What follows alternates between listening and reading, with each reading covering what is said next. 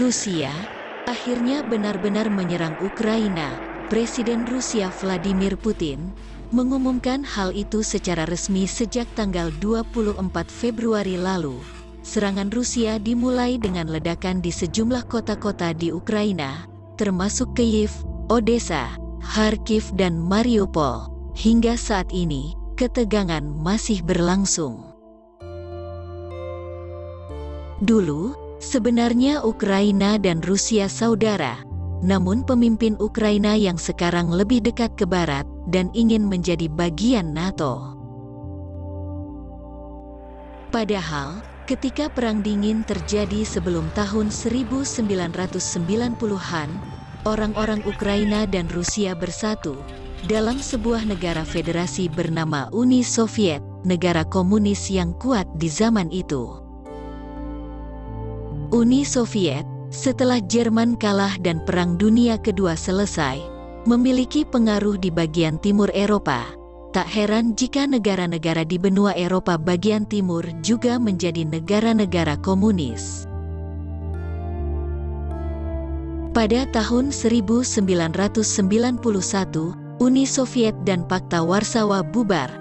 Pakta Warsawa merupakan aliansi pertahanan negara-negara komunis sosialis di kawasan Eropa Timur. Di tahun yang sama, Ukraina memberikan suara untuk memerdekakan diri dari Uni Soviet dalam sebuah referendum. Presiden Rusia Boris Yeltsin pada tahun itu menyetujui hal tersebut. Selanjutnya, Rusia, Ukraina, dan Belarusia membentuk Commonwealth of Independent States atau CIS. Namun, perpecahan mulai terjadi.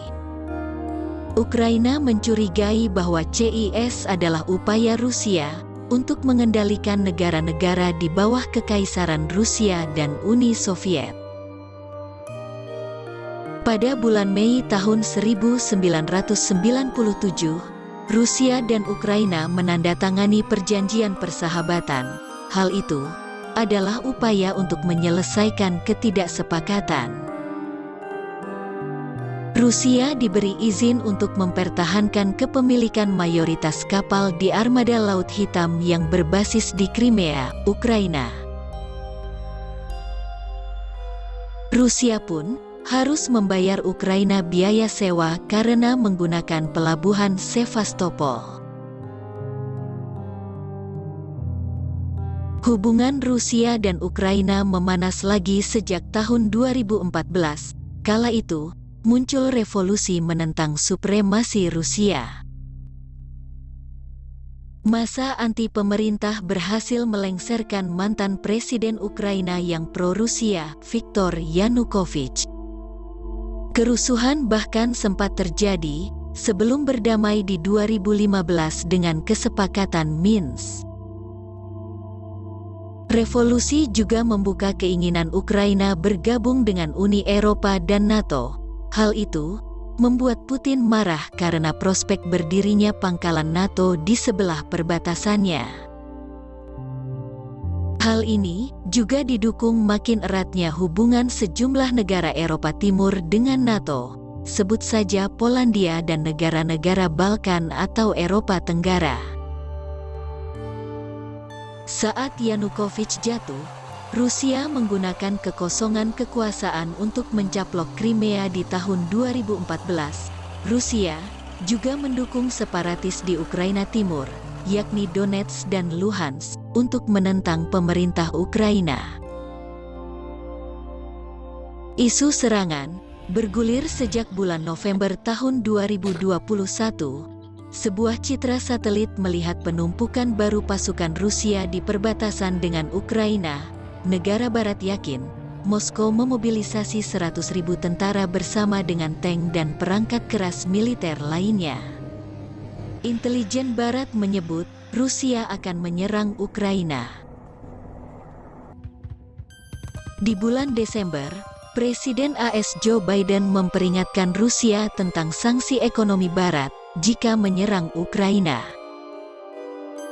Sejumlah pemimpin Eropa, seperti Presiden Prancis Emmanuel Macron dan Presiden Turki Recep Tayyip Erdogan, juga siap menginisiasi negosiasi antara keduanya. Di sisi lain, Rusia juga mulai melakukan latihan militer besar-besaran sejak awal Januari tahun 2022. Semua angkatan laut dikerahkan. Rusia bekerja sama dengan Belarusia, tetangga dekat sekaligus sekutunya. Rusia membantah akan menyerang kala itu, namun Putin mengajukan tuntutan keamanan yang terperinci kepada Barat. Salah satu poinnya, meminta NATO menghentikan semua aktivitas militer di Eropa Timur dan Ukraina. Rusia meminta aliansi tersebut untuk tidak pernah menerima Ukraina ataupun negara-negara bekas Soviet lainnya sebagai anggota.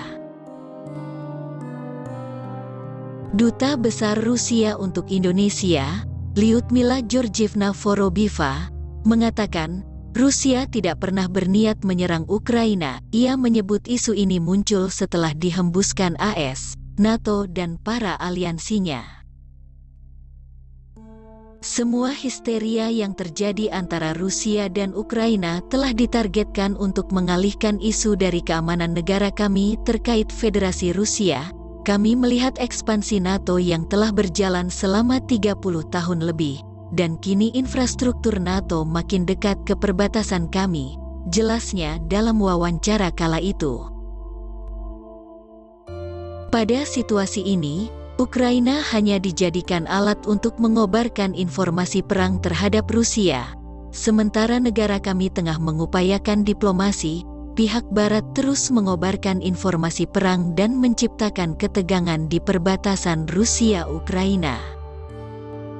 Sebenarnya tidak ada yang terjadi dan kami tidak berniat untuk menyatakan perang terhadap Ukraina. Tolong jangan salah paham, kami justru menganggap Ukraina sebagai saudara kami, ujarnya lagi. Memerangi Ukraina adalah gagasan yang tidak masuk akal bagi kami. Ia membeberkan, NATO telah melakukan 5 fase ekspansi, dari tahun 1999 hingga 2020. Para ahli percaya, Putin melakukan ini untuk tujuan memaksa perubahan di Ukraina. Rusia ingin kepemimpinan Ukraina menjadi pro-Moskow. Berdasarkan pidato Putin, Rusia melancarkan serangan besar di seluruh Ukraina dan bertujuan untuk menggulingkan pemerintah Kyiv dengan cara militer. Meskipun Putin mengklaim sebaliknya, kemungkinan ini akan mencakup pendudukan beberapa wilayah oleh pasukan Rusia.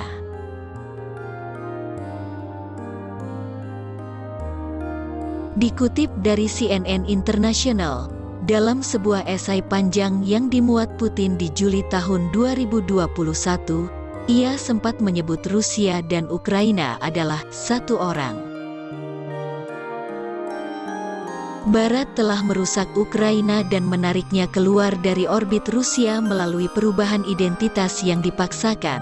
Tulis media itu menggambarkan tulisan Putin.